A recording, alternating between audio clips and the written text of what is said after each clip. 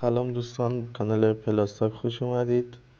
تو این ویدیو قصد دارم که کانال یوتیوب که مانتایز بشه، یعنی بتونید ازش درآمد دلاری داشته باشید رو بهتون آموزش بدم.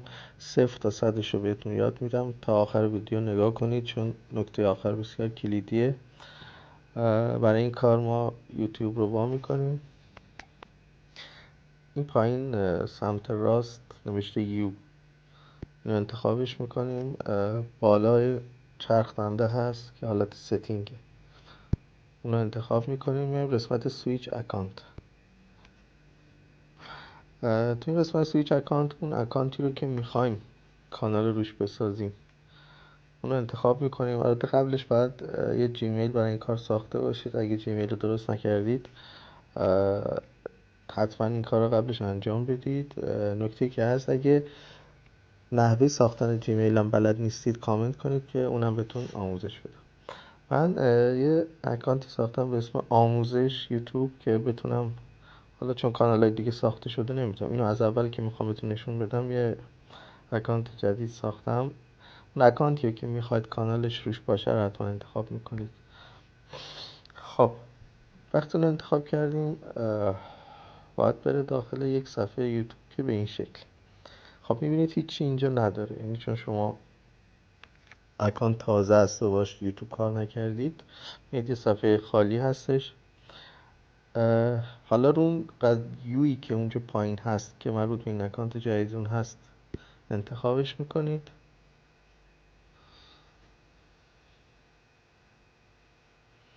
خب ببینید اینجا یه سری قسمت ها اضافه میشه که برای شروع کانال جدید میتونید ازش استفاده کنید. یه بالا زیر اون اکانت آموزش نوشته Create Channel، یعنی که کانالتون رو بسازید. اینو انتخابش میکنید. خب ببینید اینجا چی میخواد. اینجا میگه که یه عکس برای کانالتون بذارید، بعدی میگه یه اسم بذارید. این هندل هم اون آدرس کانالتون میشه که بعدا حالا خیلی میتونید ازش استفاده کنید که در موردش باهاتون صحبت میکنم. خب رو پیکچر کلیک میکنید. حالا میتونید از گالری و اینا هر عکسی که میخواید رو اونجا قرار بدید. حالا مثلا راجع به ماشین، حالا مثلا میخوایم درست کنیم یا چیزی شبیه به اون. خب هر عکسی که شما دوست داشتید میتونید انتخاب کنید. حالا من انتخاب کردم، سایزش رو اندازه میکنم و save as a profile picture. اینه که بزنم میاد این عکس قرار میده به عنوان عکس پروفایل من. خب این قسمت میگه که یه اسم برای کانالتون انتخاب کنید. اونو انتخاب کنید، چون هر اسمی که دوست دارید میتونید براش بذارید. حالا من میتونم بذارم آموزش مثلا آنلاین. حالا میتونید هم فارسی باشه هم انگلیسی باشه، حالا بستگی داره که چی رو دوست داشته باشید انتخاب کنید. خب اینم سیوش کردم. خب تا اینجا مشخص شد. این هندلی هم که اینجاست رو میتونید تغییر بدید، ولی من توصیه میکنم که خیلی تغییرش ندید. حالا روی Create Channel کلیک میکنیم.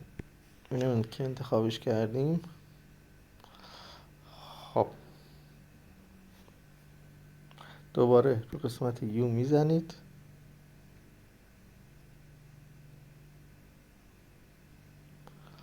خب ببینید چه اتفاقی افتاد.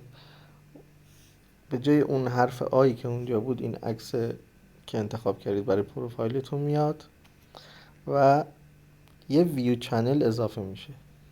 یعنی دیگه کرییت نداره، ویو چنل. شما رو ویو چنل که بزنید این میشه کانال شما. خب حالا این کانالی که اینجا هست یه گزینه مور داره. شما مور رو که انتخاب میکنید میگه که کی این کانال رو ساختید. من اون آدرسی که گفتم اونجا هست و تغییر ندید، بالاش مشخصه. خب حالا اینجا یه حالت مداد مانند داره، یعنی ادیت این کانال هست. حالا روی این مدادی که بزنید، خب میبینید که یه سری قسمت ها اضافه شده. یه قسمت دیسکریپشن داره که شما اگه انتخابش کنید اینجا میتونید راجع به کانالتون توضیح بدید. آقا این کانال من چیه، چه کار میخواد انجام بده، هدفش چیه، چه ویدیوهایی داخلش قرار میگیره و یه سری هشتگ هایی که لازم هست اونجا گذاشته بشه. حالا همه اینا رو میتونم بهتون توضیح بدم، چون توی سرچ گوگل و سرچ یوتیوب خیلی مهمه که شما از چه عنوانایی استفاده کنید. باید سئو بشه، اصلا سئو چیه و سئو شده چیه رو حتما تو ویدیوهای بعدی بهتون میگم که سریعتر رشد کنه کانالتون. خب این قسمت دیسکریپشنه. قسمت نیم که انتخاب کرده بودیم، این بالا میبینید که عکس اون ماشینی که هست انتخاب کردیم به عنوان لوگوی کانال هستش و یه قسمت دیگه داره دوستان که بهش میگن بنر یوتیوب که این پشت قرار میگیره. این بنر برای چی خوبه؟ برای اینکه کانالتون بیشتر دیده بشه، وقتی وجهه خوبی داشته باشه، مثل مغازه‌ای که میزنید بالاش یه سردر مغازه اصطلاحاً اونو میزنید که بیشتر بتونن ببینن و بیشتر استفاده کنن و بیشتر رجوع کنن مغازه‌تون و فروشش بیشتر بشه. خب مثلا من حالا این بنر هم داستان خودشو داره، ساختش چجوریه، با چه نرم افزاری استفاده کنیم که اونم حتما تو ویدیوهای بعدی بهتون میگم. حالا ما مثال، حالا این عکس این پولی که هست رو حالا چرا قبول نکرد دوستان؟ به خاطر اینکه باید از کیفیتش از یه حدی بالاتر باشه. مثلا من یه بنر رو برای یه کانالم اینجا استفاده کرده بودم قبلا، اینو که بزنم میبینید قبول میکنه، چون باید یه کیفیتش از یه حدی بالاتر باشه. اگه نباشه میگه قبول نمیکنم، فایلتون به درد نمیخوره. به خاطر همین میگم باید با یه نرم افزار مثلا کانوا بسازید که بتونید موفق باشید تو این زمینه. حالا مثلا من یه حالت سبز خالی رو انتخاب میکنم. ببینید اینجا گفته دسکتاپ all devices. برای موبایل تو این قسمت all device نشون داده میشه، هر چی که اینجا میذارید. تو دسکتاپ کل این قسمت مستطیل رو نشون میده. بنابراین اگه میخواید موبایل استفاده کنید تو قسمت آل دیوایس مهمه که چی کار میکنید و دسکتاپ هم توی کامپیوتر نمایش داده میشه. خب من این حالت رو سبز میذارم و سیو رو میزنم. یکم صبر میکنم که این بنر پشت من تغییر کنه.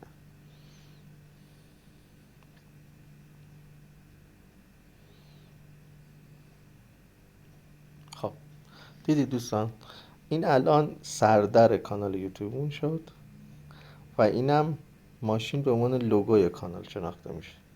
حالا من اینو برمیگردم عقب، یک کمی صبر میکنیم. خب ببینید اون چه که توی کانال یوتیوب شما به دیگران نشون داده میشه همین تیکه بالاست، آموزش آنلاین، عکس ماشین و یه بنری که اون بالاست. روی این بنر میتونید خیلی چیزای مفید بنویسید که آقا یه سری کانالتون چیه، جیمیلتون رو بذارید، حالا میخواید شمارتون رو یا هر چیزی. بنابراین این بنری که نکات مهم ساخت کانال هست که برای همین گفتم که با نرم افزار کانوا میتونید قشنگ بیاییدش و اینو بسازید. حالا نرم افزار کنوا رو من بهتون توضیح میدم که حالا چجوری میتونید ازش استفاده کنید. حالا یه سری موارد دیگه هست برای ساختن ویدیو. کانال یوتیوب، گفتم ویدیو ببخشید، کانال یوتیوب که توی ویدیوی بعدی بهتون میگم. این ویدیو نمیخوام خیلی طولانی بشه. پس تا اینجا ما یاد گرفتیم که یه کانال ساده، کانال معمولی بسازیم دوستان. این کانالی نیست که بتونه مانیتایز بشه. برای این باید چه کارایی بکنیم؟ حتما ویدیوی بعدی رو نگاه کنید، لایک و سابسکرایب یادتون نره که من تو این کانال جدیدم که همزمان با شما میسازم و میخوایم بریم جلو، بتونم تمام اون نکات رو بهتون بگم که ایشالله به درآمد دلاری برسید و از زندگیتون لذت ببرید. همیشه سلامت و موفق باشید. ممنون که این ویدیو رو تماشا کردید.